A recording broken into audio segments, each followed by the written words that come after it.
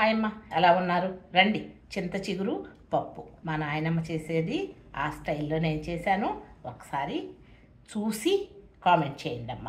వేసవకాలం చింత చిగురు చాలా బాగా వచ్చేసింది. చింత చిగురు పప్పు చేసుకున్నాము. 1 కప్పు కందిపప్పుని బాగా కడిగి 2 గ్లాసులు నీళ్లు పోసాను. చింత చిగురు కూడా కడిగి పెట్టేసుకున్నాము. పప్పులో పైన పెట్టేయండి. 2 టమాటాలు, ఎక్కువ వేయొద్దు, చింత చిగురు ఫ్లేవర్ పోతుంది. 2 ఉల్లిపాయలు పెద్ద పెద్దలుగా కోసాను. ముక్కలుగా కోస్తే టేస్ట్ బాగుంటుంది. అలాగే పచ్చిమిరపకాయలు, కొంచెం పసుపు, కారం 1 స్పూను నర వేస్తాను. చింత చిగురులో పులుపు ఉంటుంది కదా, అందుకని కారం వేసాం కదా.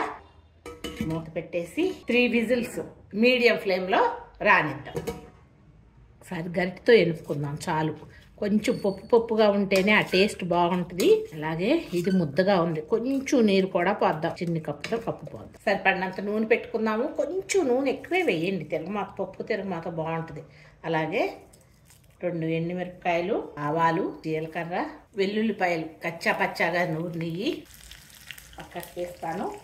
అలాగే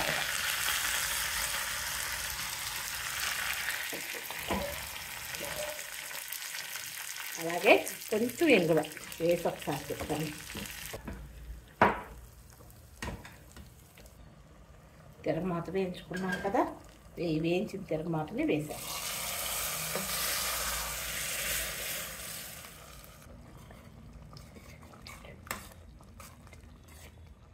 వడ్డిగలుగా మూత పెట్టి 2 మినిట్స్ ఉంచుదాము. సిమ్ మీద పెడదాము, తర్వాత చూద్దాం. చూడండి, దగ్గరికి వచ్చేసింది. ఈ నీరు కూడా కొంచెం వేసాం కదా, అలా వేసి ఇలా ఉడకపెడితే టేస్ట్ బాగుంటుంది. ఒకసారి ఉప్పు కారాలు చూసుకోండి, దించేసుకొని వడ్డించేసుకుంటుంది.